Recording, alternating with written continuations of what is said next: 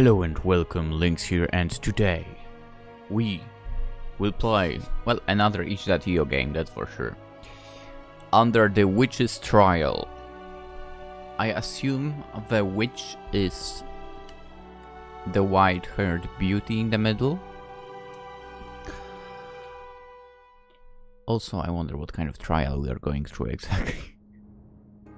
Anyway, this looks pretty good.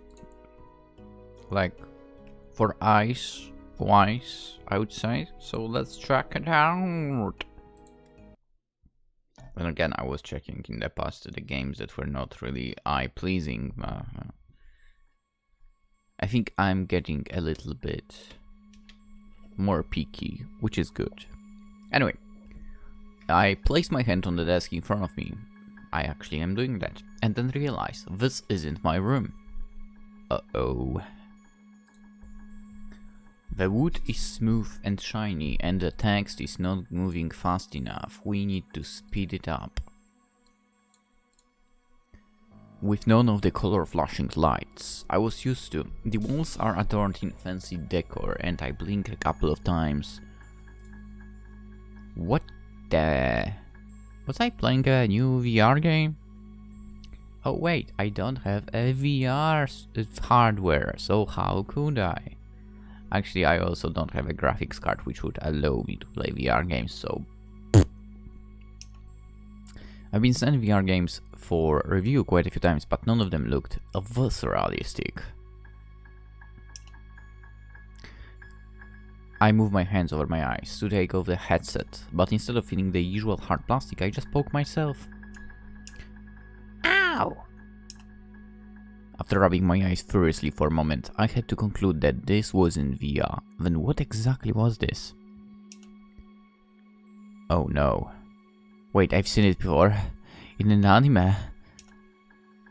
When I'd been bored earlier, I found myself watching a trashy anime about someone getting trapped in a VR game, where death in the game meant dying in real life. It's not that bad. It's not a masterpiece or anything, but it's not terrible. What we get now is worse, to be honest. A lot of them. But he ended up surrounded by a bunch of attractive women throwing themselves at him, actually. And that does sound pretty good, right?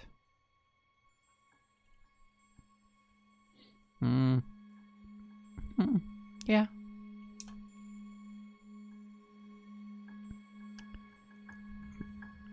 I get up from my chair to look around, trying to work through my conflicted thoughts. There's a huge mirror in the middle of the room and I head to it.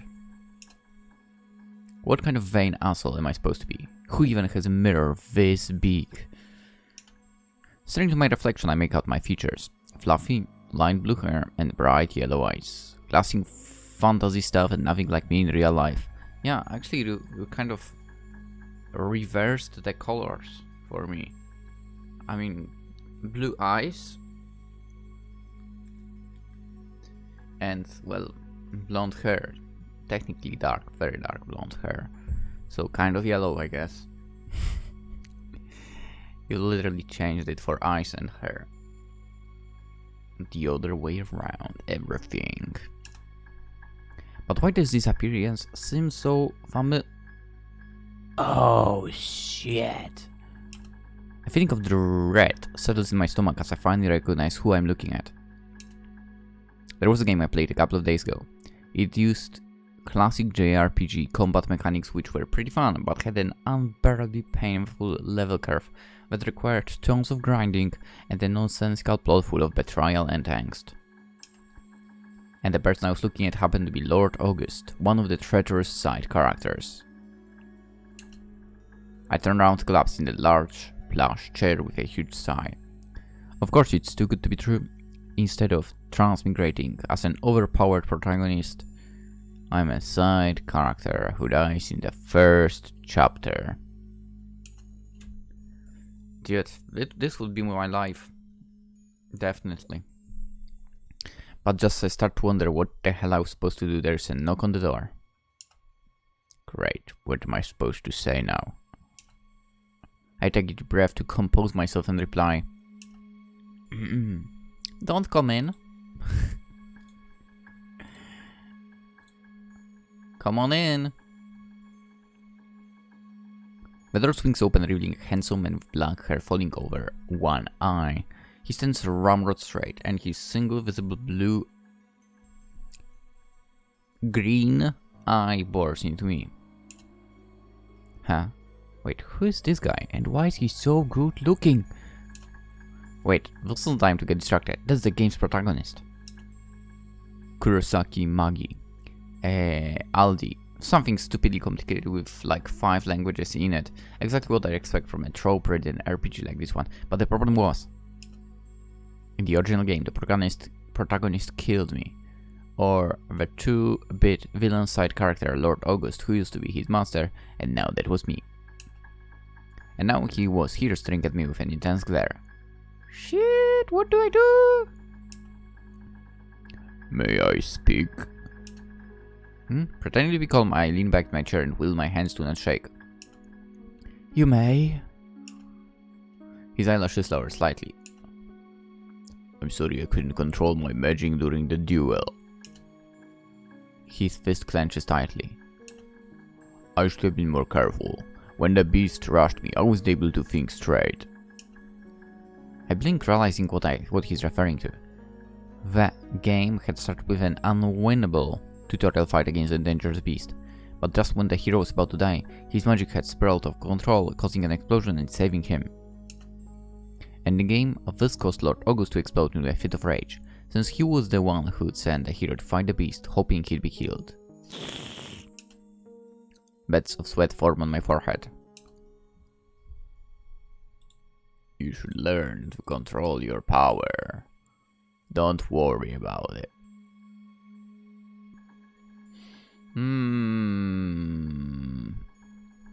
First, I kinda want to say first one, but I feel like this might lead to some bad outcome.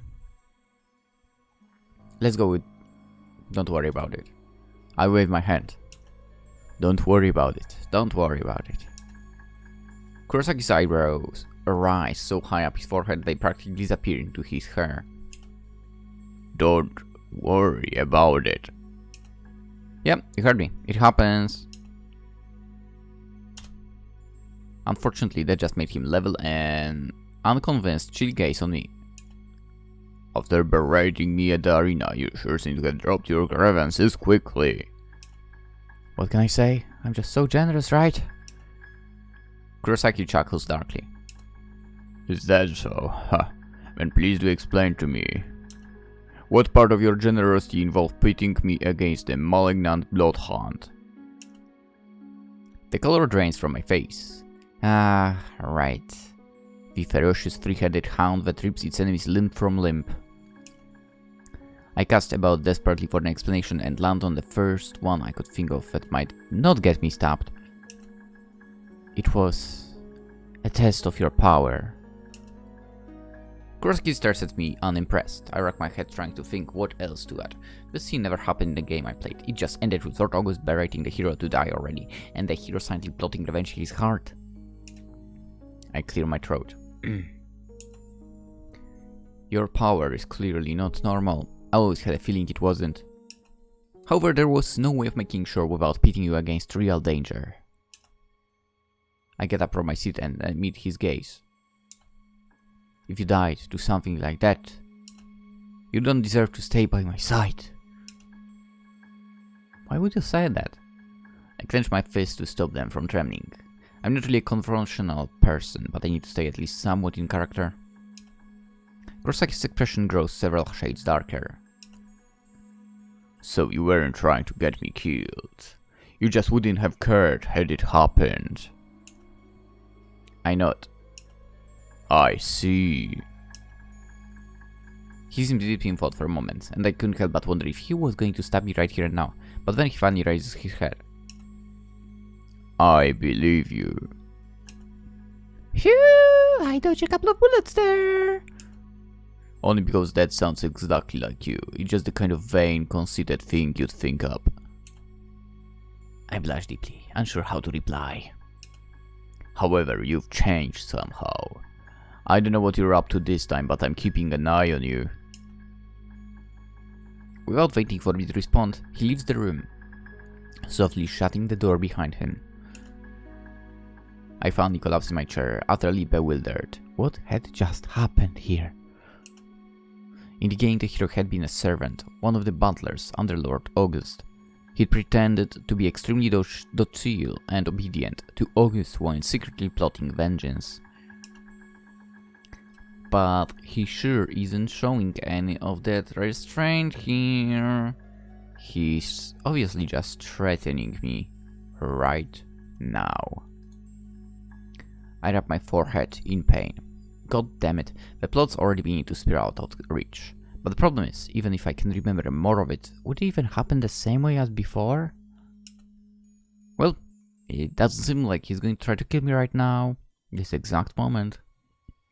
So that's a plus at least. Hearing no one else approach my room, I decided that I at least need to take a look at the papers on my desk. Maybe they would give me some ideas.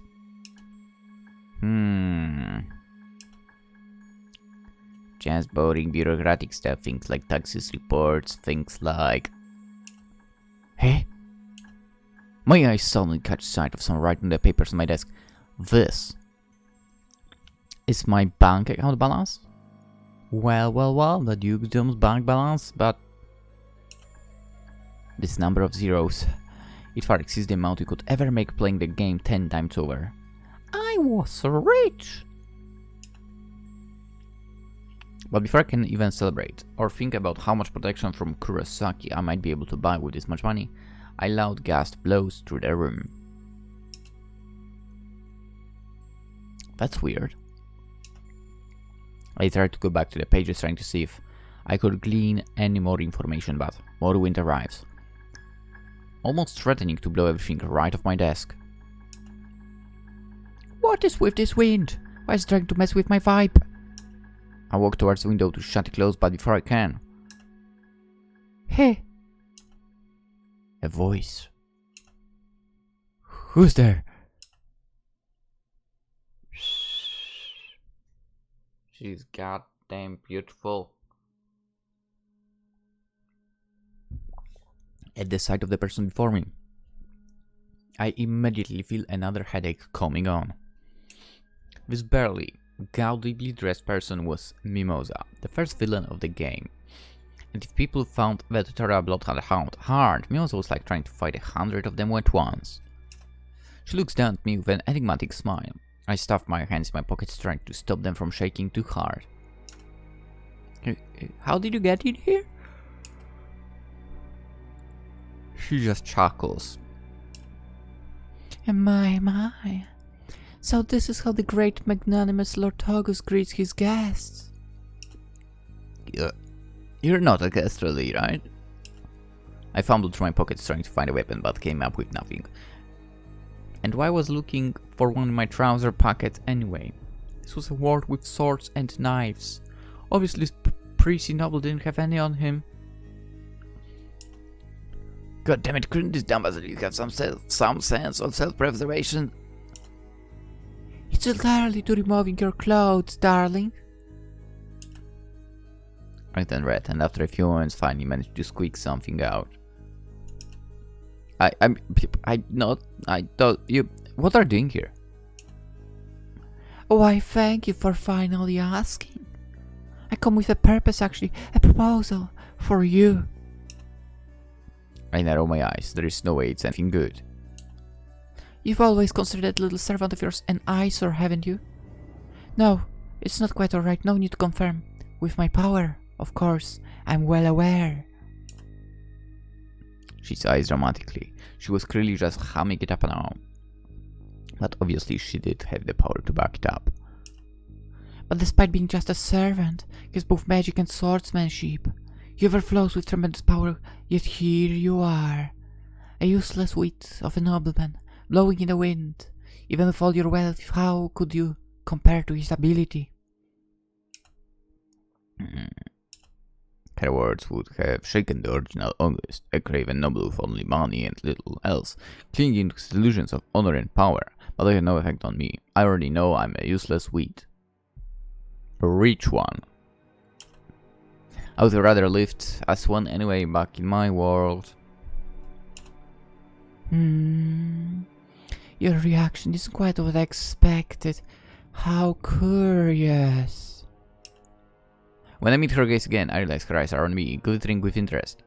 I normally don't care for weaklings, but I sense a hidden strength in you. One I'd like to bring out. After all, there's nothing more thrilling than slicing a strong opponent's stomach wide open. It's even better when they squeal a little weary thing beneath me as I cough violently. The proposal, the offer. Oh yes, do forgive the little outburst. I got somewhat excited. I pale. I dare not see what she's like when she's truly excited. But for now, she simply and elegantly floats towards me.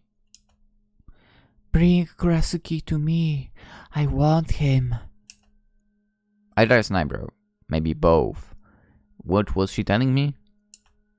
More specifically, I want his blood all over my floor. I'm sure it will look lovely. Right. Of course it would be that.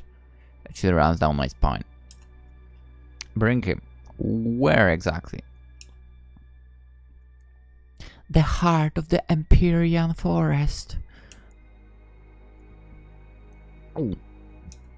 At first I thought the Empyrean forest would just be an easy starter area, but it turned out the game designers had been sadists. One wrong step and the monsters in there would eat you alive, and that wasn't even considering Mimosa herself.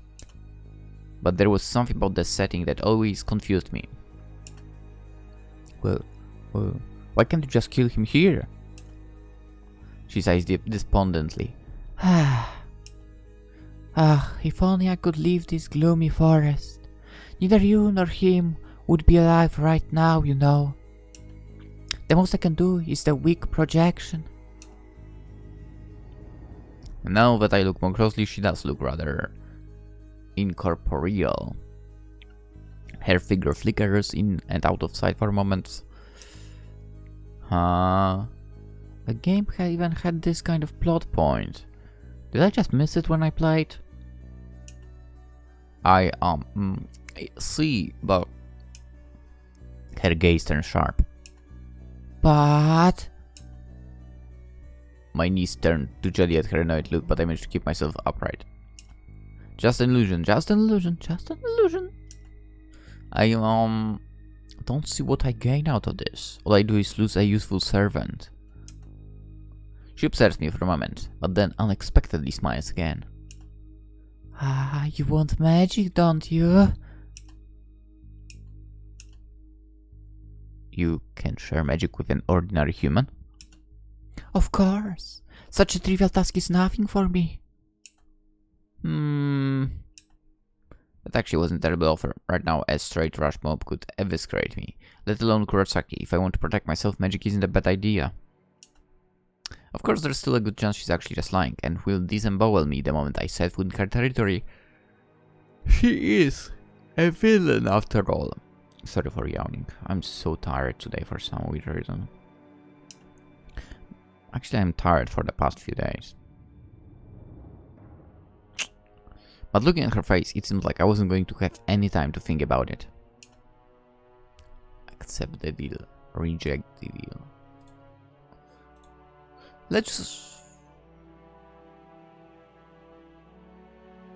I'm gonna reject it. Let's see what it's gonna lead to. No, I can't risk it. Kurasuki's at least a hero. Maybe I could get him to see reason. But Mimosa was obviously evil. The game implied she ate human hearts to stay immortal for goodness sake. I don't want magic. If anything, I would be like, how about we go on a date? Kidding. Besides, all I needed to do was avoid the forest. If she couldn't even move out of it without an illusion, then I'd be safe, right? Maybe. I decline. You what? I still have use for this servant of mine. But I don't mean to offend you. I'd just rather keep his magic, if it's all the same to you. Of course it is. I didn't know what had happened first, but then hearing an odd sound from below me, I looked down. What was... Huh? Why couldn't I stand up straight? Where was the red on the floor coming from? Were those pink things my intestines? It certainly does make a difference to me whether you die before or after him. Pity you were almost interesting for a moment.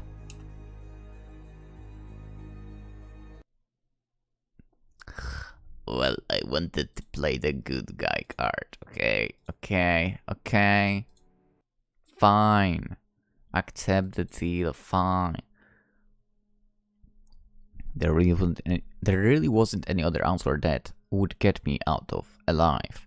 Out of this very room, at least. I take a deep breath. I accept. Mimosa's melodic laughter echoes through the room. You chose wisely. Well then, require my prey brought to me at the heart of the forest, the night the full moon rises.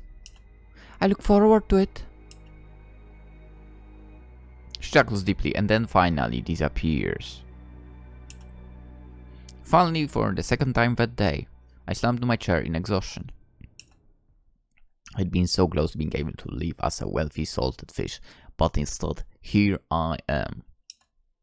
Tangled up in the web of intrigue I want nothing to do with, having to rely on either a hero who hated me or a villain who could kill me at the snap of a finger. But nevertheless, she said, the night the full moon rises. The astral card / counter on my desk told me that it will be in 5 days. Or really only 4, since it's already evening today. I guess the only thing that I can do now is start preparing. For what, I don't have the slightest idea.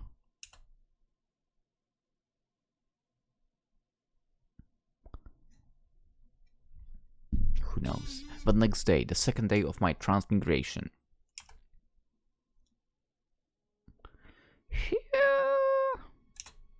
By the time I sign the last of the documents on my desk, it is nearly noon.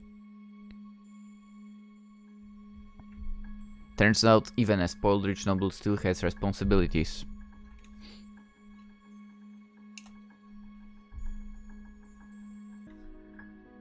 I couldn't just schedule a trip out of nowhere, not with the paperwork to be done. Why does a powered fantasy JRPG even has such a complex bureaucracy?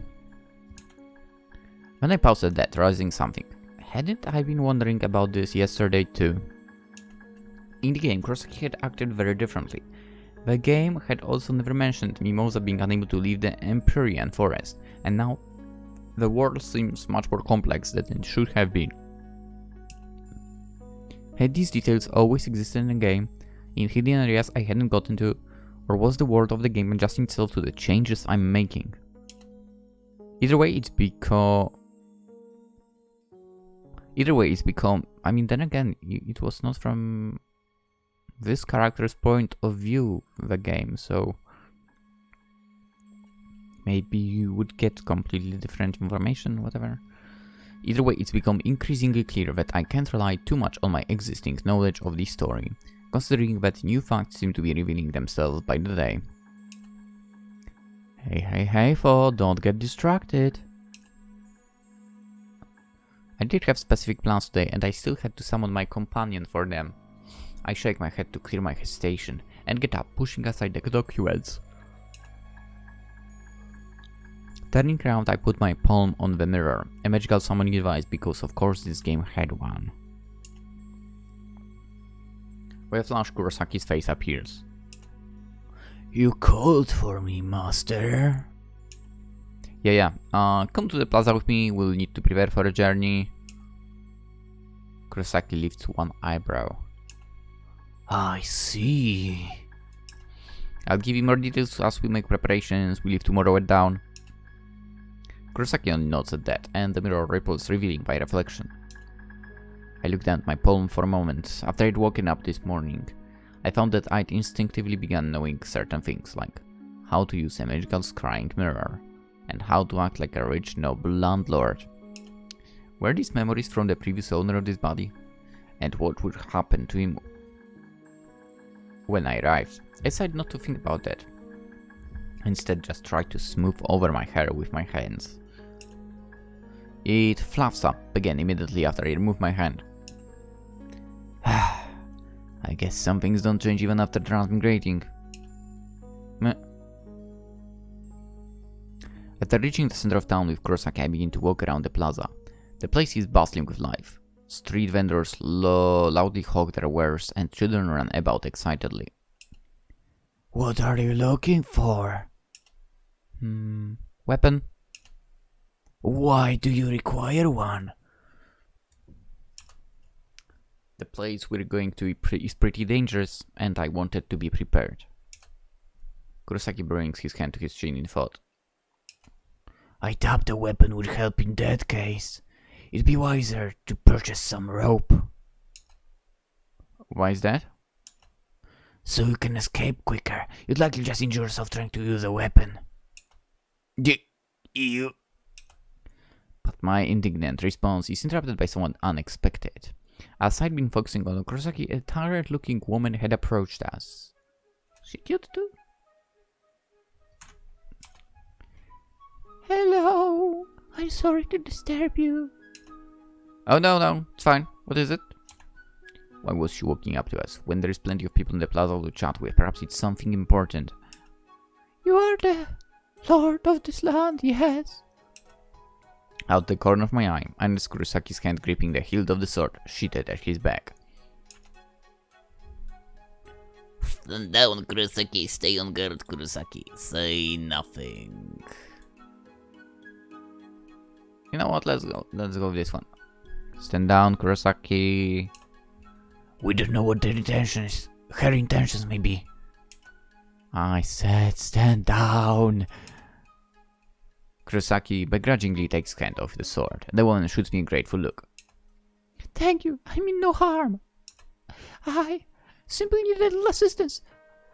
Do you know where the Empyrean forest is? At the mention of that name again, the hairs on my arm stand on end, but I keep my voice steady. I do? Why do you ask? She sighs again sadly.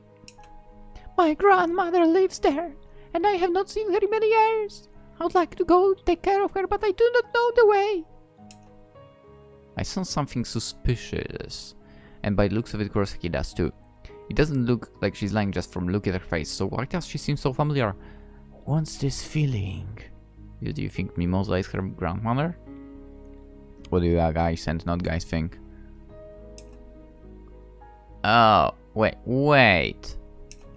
This is Lila, one of the hero's companions in the game and possible love interests.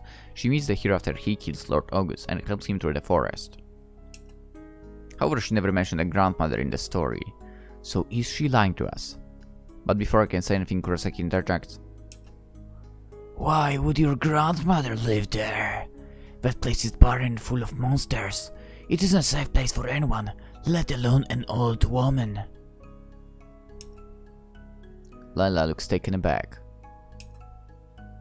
Barren? I wouldn't say so. It's true there are monsters, but, well, not in the heart of the woods. That's where she lives. Once we reach the woods, I can easily bring you to the heart and show you. Wait a second. It seems like I might have been correct about this assumption. The heart. Isn't that where Mimosa wants me to lead Kurosaki? Is her grandmother Mimosa? She didn't really look that old. She looked really hot for. Something isn't adding up, and I can't put my finger on what it is. Nevertheless, if she's meant to be Kurosaki's companion in the game, she shouldn't be trying to do us harm. Actually, that's where I had planned to go as well, tomorrow. Truly, this must be a painful coincidence.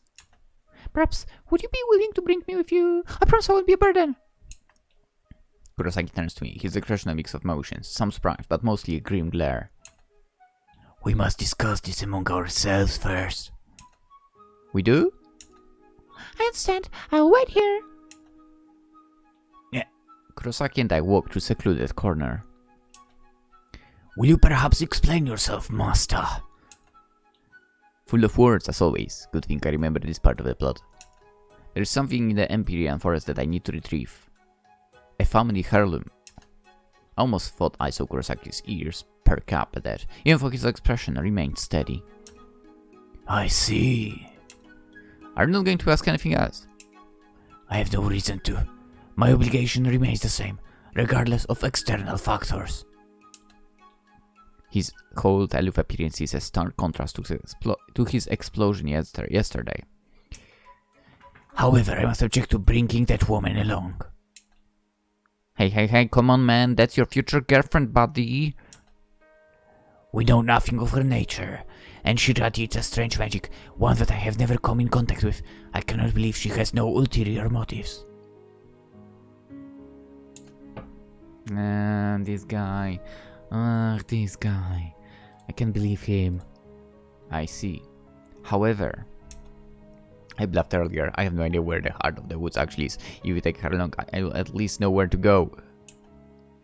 I close my eyes for a moment and try to think again. We should travel with her because she's beautiful. We have to help her out. You know what? Let's say we have to. Yeah, let's say we have to help her out. Let's do it. Let's do it. Let's go like that. Are you saying it because you mean it? Yeah, I do mean it. Although Lila could be lying, I don't have the heart to just leave her out here. I see. He doesn't elaborate, but he seems deep in thought. Very well, but I'll be keeping an eye on her. I just hit the desk. Ow. Thank you. Don't thank me, I'm just a humble servant. He says that, but I can see his shoulders raise with pride. How simple. It's kinda... I catch myself before I complete that thought that was threatening to lead me down a dangerous road.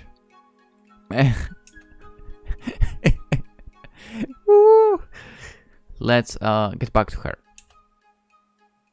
We walk back to Lila, who's gazing off into the distance blankly. We're back. Oh, have you come to a decision? Yeah, we'd be glad to help. At least Kurosaki nodded at that, slightly. Thank you, I do appreciate it. My name is Lila, it's my pleasure to meet you too. Same. As you know already, I am August, Lord of the Land, and this is my butler, Kurosaki. We're finishing up the introductions when a loud bell rings out in the plaza, signifying the end of the hour. Oh, right. Actually, Kurosaki and I were to purchase a weapon for me. I've heard the monsters in the forest can be deadly. Oh yeah, they're truly vicious. It is good to be repaired. Would you lend me a hand as well? I'm not very, familiar with weapons. Lila's eyes widen. Kurosaki also looks surprised. You want me to help? Only if it's convenient, of course.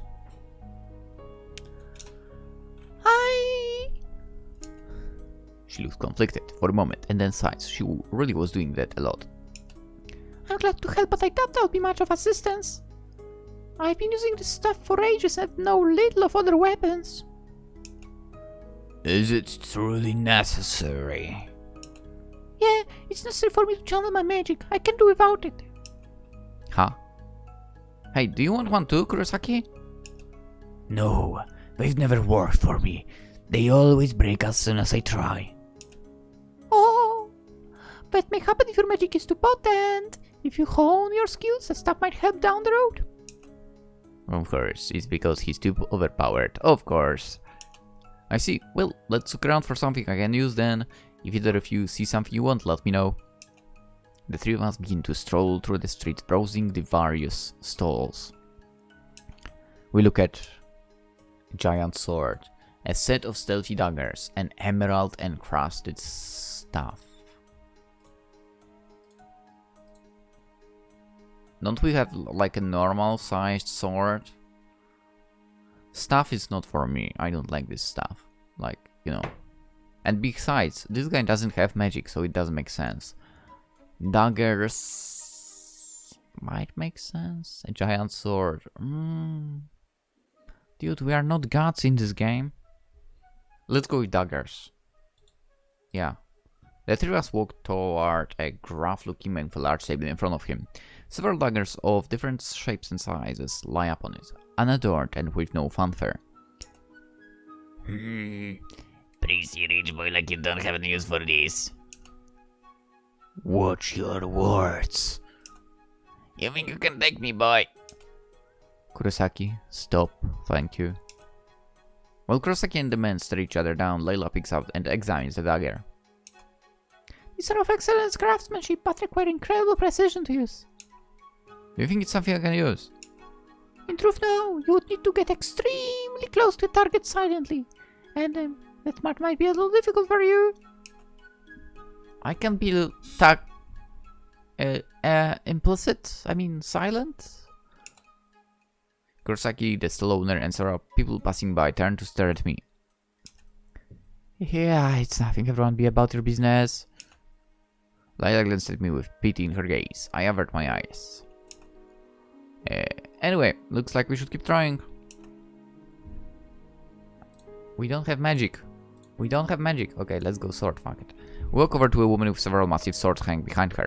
When she glances over, her expression instantly brightens when it lands on the javelry on my waist. Welcome! How may I help you? I was looking for a good weapon. Your swords caught my eye. Ooh, you do me an honor, my lord. These swords are of the finest quality and will be of great help in your battles with any foe. However...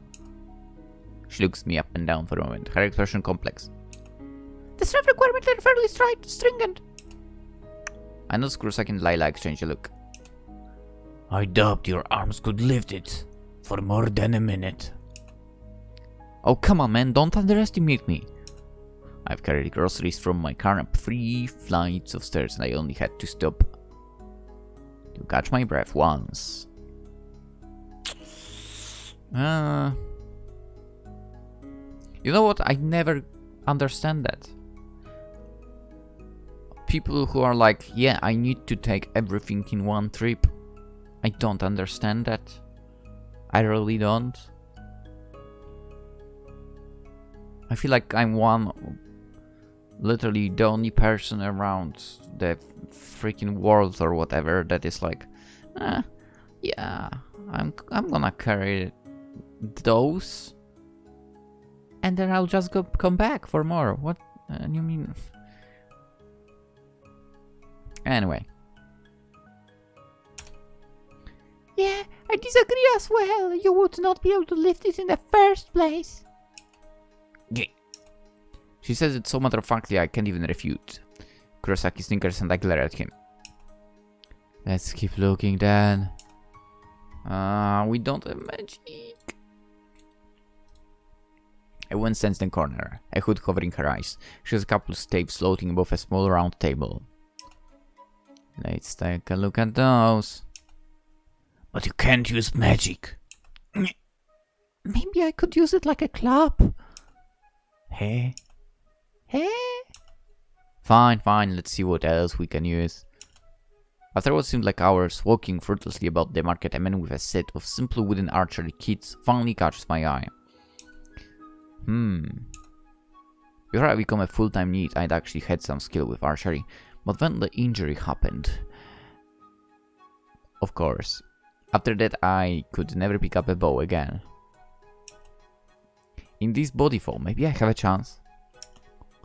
Let's look at those archery sets. Kurosaki notes. They should be useful for hunting food. I agree. We walk toward the cellar. I pick up a couple of bows and test them with my hand. Sturdy and well made. The seller puffs his chest out with pride. Of course, my lord. I've crafted them all myself to the finest standards. I look over all of the bows. Some of yew, some of oak, some of birch. Finally I settle on one that's lightweight but strong enough to handle moderate damage. You seem to know a lot about them. I wouldn't say a lot. It's just passing interest of mine. Out the corner of my eye, and Kurosaki observing me with a burning gaze. I pretend not to notice it. No, please don't discount yourself. I can tell it's a beloved hobby of yours. A little, I'd say. She smiles, and I can sense a very tiredness behind her eyes. It is wonderful to have such hobbies. I've forgotten the times when I had time for such things. We continue discussing archery and the nearby woods. Kurosaki interjects occasionally, but stays quiet for most of the conversation. Whoa, it's getting late. Layla, do you have a place to stay the night? I do, thank you. Got it. We'll meet you here tomorrow morning. Kurosaki and I bid Layla goodbye and return to the mansion.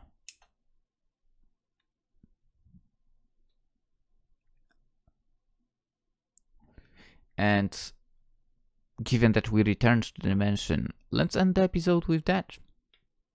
We'll continue this game tomorrow. You know what? This seems pretty good. So far, so good. We'll see where this goes. This might be, I don't know, maybe on a lengthier, on the lengthier way of a game, I feel like. So I guess for now this might be the only thing going on the channel. Maybe some Genshin if I actually get to take the VODs into the software, the editing software, to cut some parts, and so on and so on. Anywho, hope you enjoyed the video. Consider liking it if you did. That'd be much appreciated. I wonder if you can date Mimosa. Dude, I mean, white hair and other aspects. She already got me, okay? She's the interest of mine in this game already. That's right. She caught my attention fully. There should be an option like that in the very beginning. Do I want magic? No. I want you. Oh boy, that would get me killed immediately, probably, but whatever. Of course, if you want to keep up with the game under the witch's trial here, consider subscribing as well if you haven't by now. And that's pretty much it. There's also Twitch, Twitter, Instagram in the description if you're into that stuff, so yeah. For now, hope you all have a wonderful day, and let's see each other in the next episode. Bye bye.